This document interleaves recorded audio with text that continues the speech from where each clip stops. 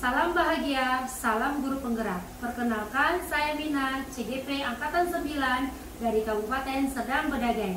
Akan menyampaikan tugas demonstrasi kontekstual modul 1.4 Budaya Positif tentang segitiga restitusi. Mari kita simak videonya. Segitiga restitusi merupakan proses menciptakan kondisi murid untuk memperbaiki kesalahannya sehingga karakter mereka lebih kuat ketika kembali kepada kelompoknya. Tahapan segitiga restitusi. Tahap pertama, menstabilkan identitas. Tahap kedua, validasi tindakan yang salah. Tahap ketiga, menanyakan keyakinan. Tahap pertama, menstabilkan identitas. Tindakan ini berdasarkan prinsip membuat kesalahan adalah bagian dari proses pembelajaran. Menggeser identitas gagal ke identitas sukses. Jangan mengkritik murid yang sedang identitas gagal. Tahap kedua yaitu validasi tindakan yang salah. Berdasarkan prinsip, setiap perilaku berupaya memenuhi suatu kebutuhan tertentu. Guru akan bergeser dari pemikiran stimulus respon menjadi proaktif. Mengenali murid dan memahami murid akan memperbaiki hubungan dengan murid. Pertanyaan dan pernyataan yang disampaikan dengan nada tidak menghakimi atau memojokkan. Tahap ketiga, menanyakan keyakinan. Teori kontrol menyatakan bahwa pada dasarnya kita termotivasi secara intrinsik.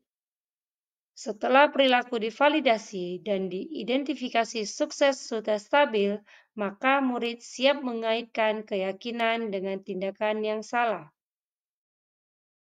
Berikut implementasi segitiga restitusi di kelas.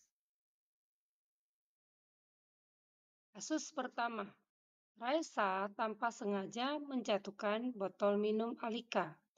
Raisa sudah minta maaf pada Alika, namun Alika tetap marah-marah pada Raisa.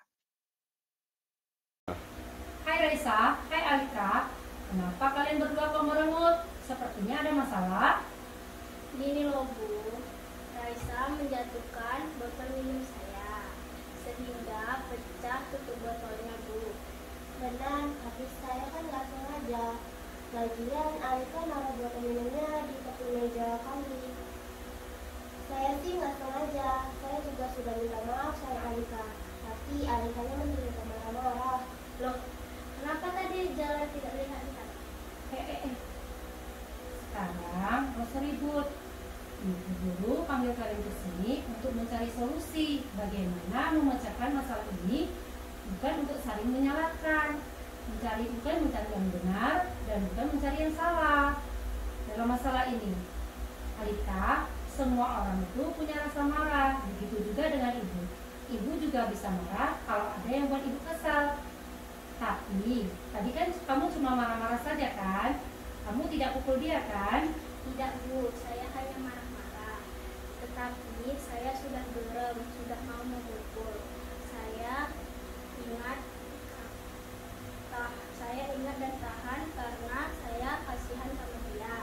Wah, baguslah kalau kamu bisa seperti itu pemikirannya. Kamu berarti bisa kendalikan emosimu. Alika, tadi kamu kan sudah marah-marah sama Raisa. Sekarang, apa yang kamu rasakan? Apakah kamu sudah lega atau malah gak karuan? Terus, setelah kamu marah-marah, apakah botol minum bisa kembali utuh? Tidak Bu, saya malah menjadi lelah. Botol minum saya tidak bisa utuh kembali. Saya malah menghilangkan energi positif saya. Sekarang ibu mau tanya sama Raisa dan Alika tentang kesepakatan kelas yang sudah kita buat, tentang bagaimana kita berinteraksi dengan yang lainnya. Masih Bu, kita harus saling menyayangi agar kelas kita menjadi rukun. Syukurlah kalau kalian masih ingat. Sekarang, apakah kalian berdua mau memperbaiki kesalahan kalian? Iya Bu. Alika, apakah kamu minta maaf sama Raisa agar masalah ini selesai? Mau,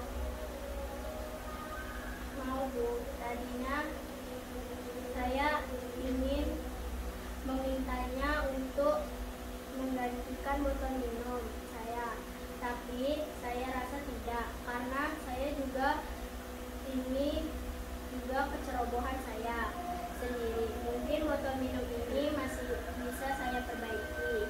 Nanti biar ibu saya saja yang memperbaikinya. Raisa, saya minta maaf ya karena sudah marah-marah sama kamu. Raisa, Alika sudah minta maaf sama kamu. Apakah kamu mau memaafkan Alika? Iya Bu, saya mau memaafkan Alika. Alika, aku juga minta maaf ya karena sudah merusak botol minummu. Raisa.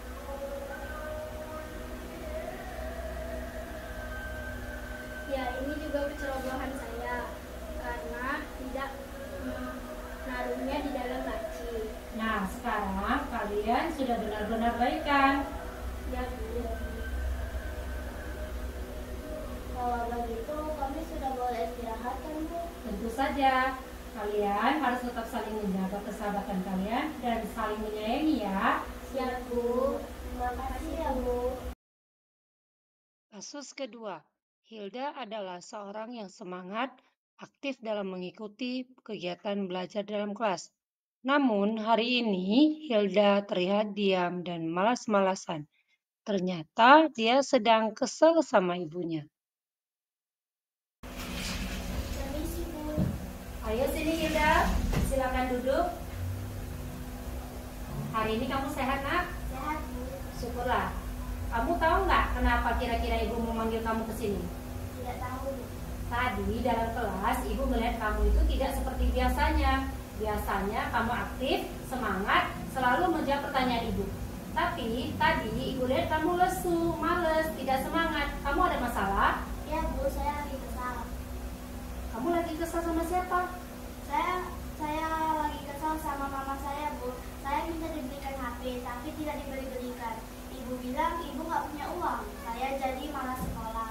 Kamu bilang kamu malas sekolah. Kenapa masih berangkat ke sekolah? Saya takut nanti saya ketinggalan pelajaran Bu. Oh, berarti kamu masih memiliki rasa tanggung jawab yang bagus. Itu baik namanya. Kamu kesel, tapi kamu tetap berangkat sekolah. Sekarang ibu boleh tanya, kamu masih ingat tentang kesepakatan kelas kita kemarin?